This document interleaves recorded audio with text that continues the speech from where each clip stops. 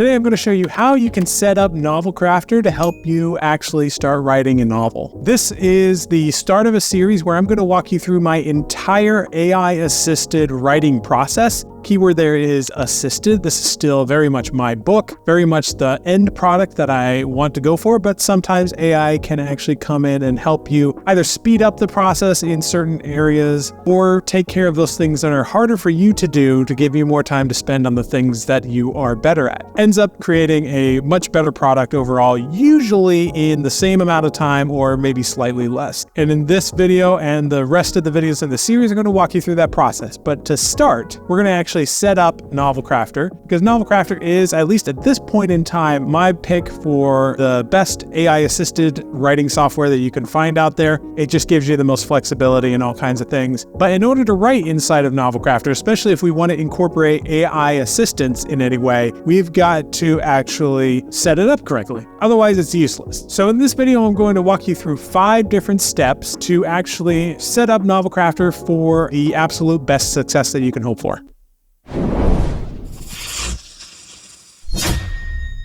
Step number 1, we've actually got to create our book, right? So if you come into Novelcrafter like we see here, I've got a couple of books here already. This is assuming you've already paid for an account with Novelcrafter. So once you've done that, you've logged in, this is the screen it'll show you. You probably won't see any of these things here unless you've already been using Novelcrafter. You want to come here to where it says create novel. You could do import, but that's a totally different beast and not really the kind of thing that we're trying to do right now. So let's just go here to create novel. Now this is an interesting little feature. If you want, you can actually clone a template that you have, which would clone everything from the codex structure point of view, language, labels, all of these things here. But we're not going to do that. You could do it just basically copying any novel that you already have. So that's a really useful thing to do there. If you are writing, say, the second or third book in a series or something like that, you can copy a lot of that information just right over without any problem. But we don't need to do that, so I'm going to uncheck that. And basically what you want to do is put your novel title here. It's okay if you don't know what the novel title is yet, you can always change this. So we're just going to call this New Fantasy Novel. I do actually have a title for the book I'm going to be walking you through with this process, but I've actually already gone through this process for that novel. So I'm just going to kind of walk you through what you need to do, and then I'll give you a sense of what my novel looks like. You want to add your author or your pen name here, and then if this is part of a series, you can add a series here. I'm just going to ignore this right now and say create novel. And now you're into your novel dashboard. So that was step 1, actually creating the book. Step 2, and this is very important if you want to be using AI. If you don't want to use AI, you can just ignore this part because there are a lot of benefits to Novelcrafter, even if you're not using AI. But if you want to incorporate AI elements to assist you in the writing here and there, you want to come down here to where it says settings. And you want to connect, at the very least, you're going to want to connect an OpenAI account and an OpenRouter account. Those are the 2 that I recommend starting with.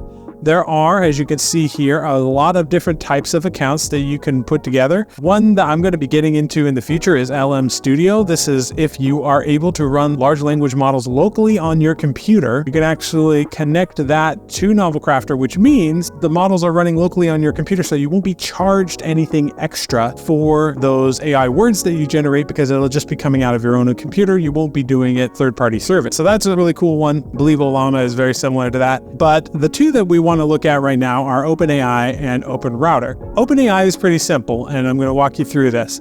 If you want to connect OpenAI to Novelcrafter, what you're going to want to do is go to platform.openai.com, create an account there. Note that this is different from ChatGPT. If you have a ChatGPT account, the way it works is you're not actually able to use that ChatGPT account in Novelcrafter. It'd be great if it did work that way, but that's just not the way the technology works right now. So instead, you have to come to platform.openai.com, and we're going to create an API key. So over here on the left-hand side, you see you have all of these different options that pop up here. The one you want to go to is the one that says API keys. I already have a couple of different keys here that I've created, but what you could do is come here and say create new secret key, give it a name. I would leave permissions at all, and then you say create secret key. And when you do that, it's going to give you a very long number. You want to copy that number and store it somewhere. Otherwise, as you can see with these keys that I've created here, If I go to edit them or something, I can't actually find the string of numbers anymore, which means if I wanted to set up another API key, I would have to create a new one. Now, there's not anything wrong with that per se, creating a new API key. It's not going to charge you extra or anything like that. But if I want to use the same secret key for everything I'm doing, then I want to actually take that, copy it into a document somewhere so I can always access it, and then we come back to the next step. So go ahead at platform.openai, create your new secret key. And then once you have that new secret key, you come here and you set add to OpenAI, and then you copy in your secret key here into the API key section. You don't need to worry about anything else here, just copy the API key. You can leave this connection name as OpenAI if you want. You can also change it to something else if you want. But that's the general idea. And what this does, to just clarify what's happening here, is when you create an API key in OpenAI, and then you're using that API key, which by that I mean you are creating AI word, right? You are generating AI text. What that's going to do is it's actually going to charge you a tiny bit of money. Now, the cost is usually pretty low, just a couple of cents, maybe not even 1 or 2. It depends on what model you're using, because some of the models are more expensive than others. But if you come here, for instance, my usage, I haven't actually been using my API that much. I've only used 3 cents in the month of April when I'm recording this. But you can kind of see, like in other places, where how much I've paid, and the most I ever paid is in March. I paid $20, and then April I paid $14.20. That's not how much I've used. That was actually the actual bill that I paid in April. So it's usually not a whole lot, and that's only if you're pushing it a lot. And the reason I had such higher numbers here is because I was creating a couple of fine-tuned models, which do take a little bit more money to create. And if you want, you can actually set a limit. I have this set as a $120 limit. So if it ever exceeds $120 in a month, which it never will, really, not with the amount of usage that I'm doing, if you wanted to set this to $5 a month, so that you knew for sure that it's not actually going to charge you more than that, then you can absolutely do that. Most of the time, it's not going to be very high. Only if you're using the OpenAI models will it charge you for those models. And it's going to be done through OpenAI directly, not through Novelcrafter. So Novelcrafter is just taking what OpenAI gives it and sort of facilitating it and making it all work together. But OpenAI is actually the one that's billing you for the AI generated words, which means it's generated on a per use basis. So the more you use it, the more it will cost you, but it's really honestly not a whole lot in relative terms. So now that we understand how to do OpenAI, let's go to OpenRouter. OpenRouter is actually a little bit easier, but you do have to set up an OpenRouter account first. So the way you do that is you go to openrouter.ai. Now I've already logged into this account, but all you really have to do is log in, create an account with OpenRouter, and then log in. Once you're here, you can go to this chat section and play around with their chat model if you want. And the way you can do this is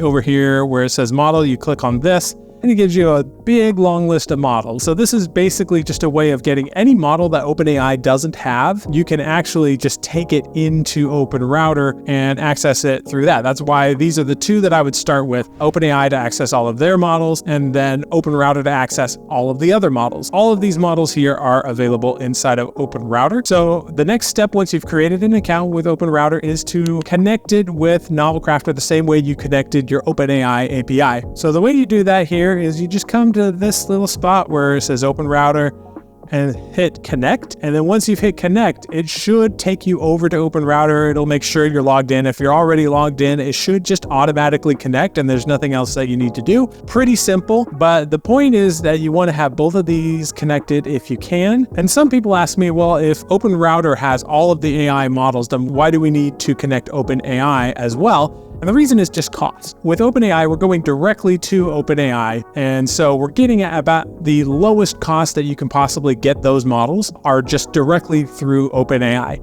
OpenRouter is charging just a little bit extra on top so that they can earn money and they can, can sustain their business and everything. So just a little bit of an overhead charge for OpenRouter, which means that if you were using the OpenAI's models through OpenRouter, it's going to cost you more than if you used OpenAI's models through OpenAI directly. So that's why we connect both. That's why also, if you have a computer that can run large language models on it, if it's a beefier computer, you could also hook it up to Ollama or LM Studio or whatever to run them on your computer, and it'll be cheaper that way as well. Mistral AI is also another number of open source models. So you could go town on these, but really the two that you need most of all are OpenAI and OpenRouter. So once those two are connected, we can move on to step number 3 in the whole setup process, which is to actually establish your tense and your point of view. So in order to establish a point of view character, we need to have information about that character first. Now I'm going to do a deep walkthrough about the codex that we're about to get into a little bit here. So don't worry about it too much if you have a lot of questions, but just follow what I'm doing right here. We're going to go over here where it says codex. Make sure you're on this layout here.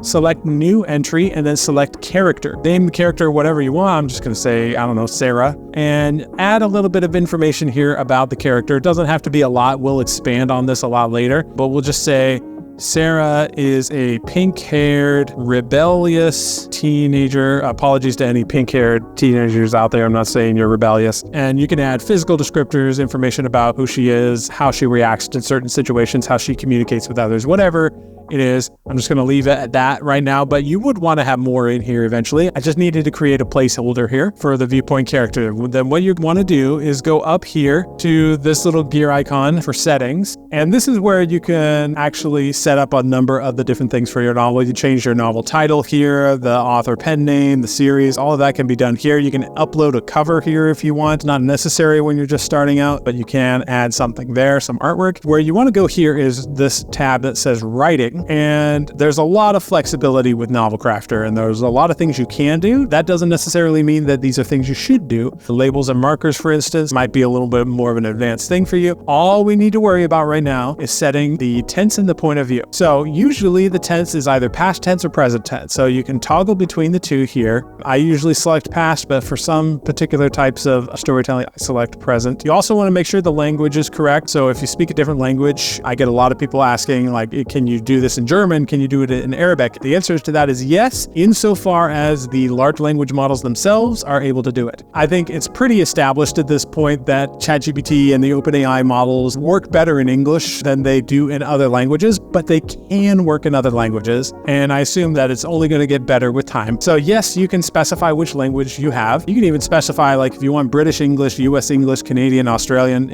however you like. A lot of different languages here. I'm just going to select US English for now. And then select the point of view. So the most common points of view that people use is either first person or third person limited, but there's also third person omniscient. You can even do second person. I would only use second person if it's something like certain types of nonfiction or a choose your own adventure book or something like that would use second person. That's where I'm talking to you. You do this, you do that. Usually it's going to be first person or third person limited. So let's just say first person for this. And then we select the character. Now this is optional because you can select a viewpoint character for each scene, but let's just say you know that this is going to be a viewpoint character you use for all, if not most of the book. And if you're doing a first person point of view, it probably will be. You don't want to switch between multiple first points of view for the most part. There are some rare exceptions, but only do that if you know what you're doing. For the most part, you're only going to be using one first person character. And so we would be safe to just select our character Sarah that we created, who is now going to be the viewpoint character. So that is step number 3, establishing the tense and the POV. Step number 4 is to identify which AI models you want to use and in what ways. Now, as I mentioned at the beginning of this video, this is for an AI assisted book that I'm going to be using. I am going to be using AI fairly heavily, but it's not going to be all about the AI, and I don't think it should be either. I think usually if you're using AI to write the entire draft, it's going to require quite a bit of editing. And I know people that like that. They just generate a draft as quickly as possible,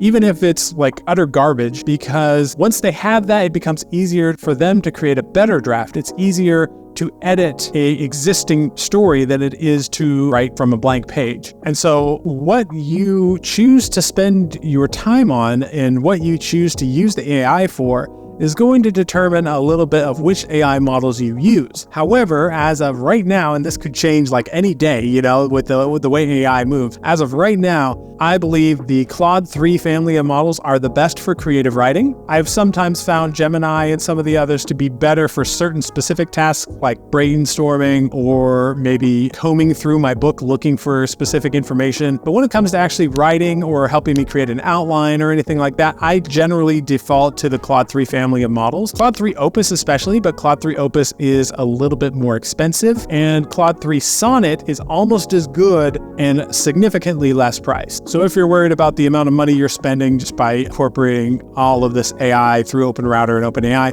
I would, feel free to go with the cheaper models. And if you want to know what models are being pulled in, there's a couple of things you can do. First of all, if you're connected to OpenRouter, you can access pretty much all of them for all intents and purposes. Any available model that they have access to, they put into OpenRouter. But what you want to do here is come to this little area right here in the bottom left. It says prompt, and this is going to also set us up for step 5 as well. But if you look at any of these prompts, you'll see which models that they have available. And if you've created your own prompt, like I have here, you can actually add or take away a model. So say I really just don't care about Goliath or this Ren Slurp, I can just get rid of them. You can't do that for the system prompts that are sort of baked into Novelcrafter, but you can, on your own prompts, you can add or remove models that it can use, which is useful because some prompts work better with different models. So you might have various versions of the same prompt, but one is meant for, say, an OpenAI model, one is meant for one of the Claude models. There's a lot of things that you could do there. But all I would do is I would go through as you're creating the setup, kind of figure out which models are most to your taste. In addition to the Claude 3 family, which you can see here, Opus, Sonnet, and Haiku. Claude 2 is still pretty good. OpenAI's GPT-4 Turbo is good for some things. I personally don't care for it when it comes to the actual quality of the prose, but it's useful for a lot of other things beyond that. Bagel and Mistral Large and Toppy are some of the better open source models. So if you write not safe for work content or anything like that, those might be the ones that you want to use. I would just say play around with all of these to see which ones work and which ones don't for your purposes. One of the things you'll find is that the open source models are significantly cheaper than the Claude or the OpenAI models. What you see here is just a sample. You can actually add a whole lot more if you want. For instance, if I go to one of my prompts here and say add model, and then I select from this list of models, you can see there's a real huge library of models that you can all access through here. So that's just something to keep in mind. All right, that brings us to step number 5 of getting your setup ready to write in Novelcrafter, and that is to make sure you have your prompts. Now, you can ignore this step if you want, because Novelcrafter has what these are called system prompts. So we have a general purpose scene beat completion general prompt here, and there's also like a default scene summarizing prompt here, default expand prompt. These are all prompts that Novelcrafter just includes by default, and you're welcome to use them. And some of them are actually quite good. But I have found that when it comes to using AI, and this is one of the reasons why I recommend Novelcrafter above many others, is that often you don't want to use the default one that they give you. You have your sort of own way of doing things, your own way of prompting. And so it's important, I feel, to come here and understand how to create your own prompts in here. So this is certainly not something you have to do when you're just starting out, but it's something I would be aware of. It's something that you can do. So if you're finding frustration with the default prompts that Novelcrafter is giving you, it will give you a way of actually changing that and modifying the prompt in a way so it does work for you. So let me show you a little bit of what this looks like. Let's go back to our general purpose scene beat completion prompt. And then if you go here to this tab, it says instruction. This is what is actually going to the AI. Now this can be a little intimidating at first because you see little like code snippets here, or at least it looks like that. But you'll find like there's a lot of, for instance, this paragraph has a lot of style information here. So let's say I didn't want this style information. Let's say I just had my own style prompt that I wanted to stick in there instead. What you would do is you'd come up here to where it says clone.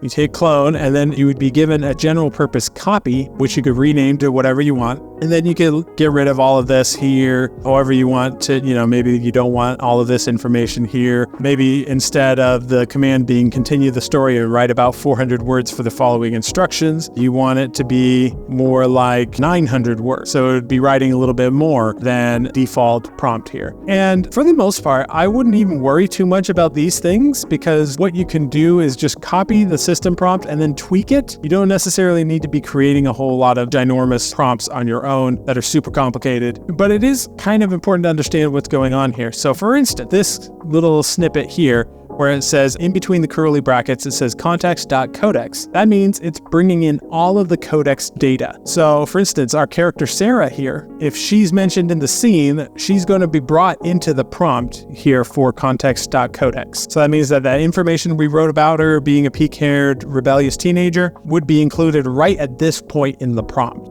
And there are things you could add here too. So let's say I wanted to add, well, let's take a look. If you go to anywhere in this prompt and just type a curly bracket, it'll give you a list of all of the commands that you can put in here. And most of these you don't really need to understand, but you could, for instance, if we wanted to include all of the characters that are listed and just the characters in the codex, we could select this one, context.codex.characters, and it would only be selecting characters. Or if we wanted to, for instance, get the next POV character, we could put that in here. Lots of different things that you could do. You don't necessarily need to understand these. But what I would recommend is going over to the Novelcrafter Discord, which they have a thriving Discord community there. And if you want to get something specific in your prompt or ask questions about what these things mean, you can put it all there. Also, Novelcrafter has pretty extensive documentation on all of these, so I would check those out as well. But for the most part, you're not going to need to be worrying about these too much, other than the ones that are already here included. So context.codex is probably useful, story so far is probably useful, and then, context scene beat is useful because when we are going to write a scene, let's just add an initial scene here, do a / and then say scene beat. Whatever we write in here, that is the context of the scene beat that it's pulling from in the prompt section. So if we came back here to this right here, that's what it's using. So continue the story and write about 900 words for the following instructions, and then we give it the instructions inside that scene beat. And now we have this prompt. So just to demonstrate this, I'm going to call this general purpose, and we'll just say demonstration. And so if I create a scene beat here, I can just say, Sarah is having a bad day, and ordinarily I would want to really add a lot more detail here because if you're not specific with AI, it won't happen. So you need to actually say exactly what you want to happen. And then we can come down here and look, we have general purpose demonstration here. I can select which model I want it to use out of the ones that we've selected. So we'll just say Claude 3 Sonnet for now. And now it is generating notices mentioning like over 900 words here.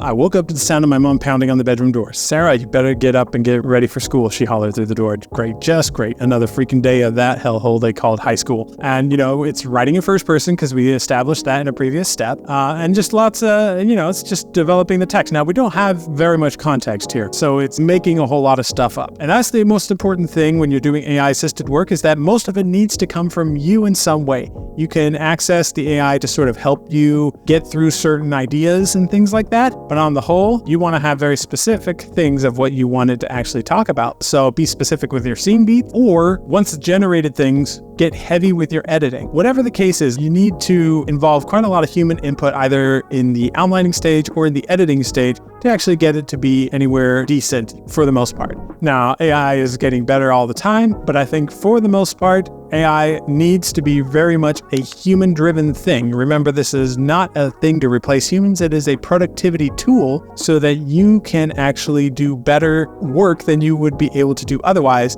and in a little bit less time. But it's still your work. It's still the same end product that you would have come up with. It just takes a little bit of the headache out, takes a little bit of the time out, and is still very much your project. That is my 5 steps. I hope that was interesting to you. And if you want to know more about Novelcrafter, I have a whole video devoted to Novelcrafter 101 you should check out right here, and I will make sure it's linked. And then check back in the future for more episodes in this series where we're actually going to walk through the whole process. This was just sort of the getting started process, but we're going to actually get into the details of creating a novel with all of these tools and other tools as well, in addition to Novelcrafter. And I'll see you then.